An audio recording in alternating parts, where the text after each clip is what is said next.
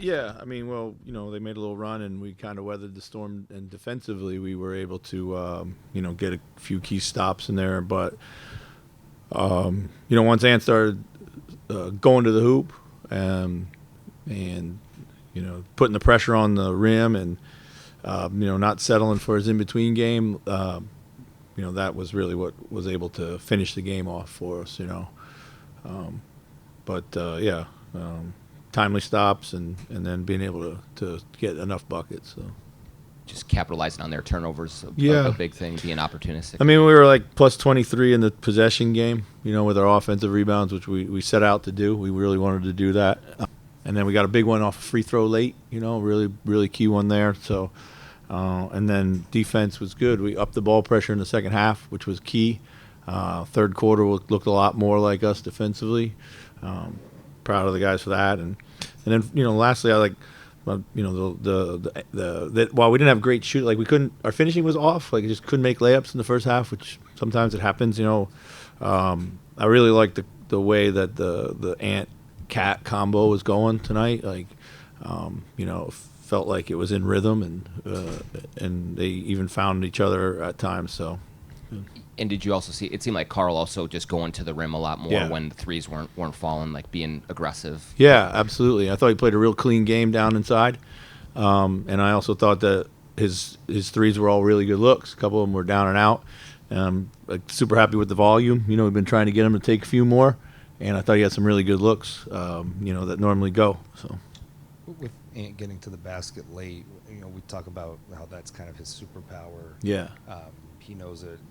What's the challenge there? Is it opposing defenses in those moments not letting him get there and he settles? Or I mean, honestly, I think it's sometimes it feels to me like he's trying to overthink things, and the hesitancy is what the indecision. Like, he just has to hit the turbo button and go, and then he's got to trust his deep paint decision making, and that's when he's really good. When he can get down in there and then he can see the defense coming early rather than like kind of weaving his way through.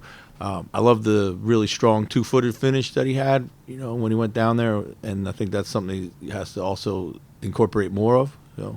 But yeah, it just needs to go a lot more. So. With Mike out, you've gone to Shake the last couple of games. Yeah. Here. He played a decent number of minutes tonight. What did you see from him that made you? Yeah, I mean, I really like Shake's defense. I really loved the way he guarded, and I think offensively he's, it's a little tough for him because, I probably should put the ball in his hands more, because that's what he's most comfortable with. But he's just playing a really solid game, like doing the right things on offense, waiting, be patient.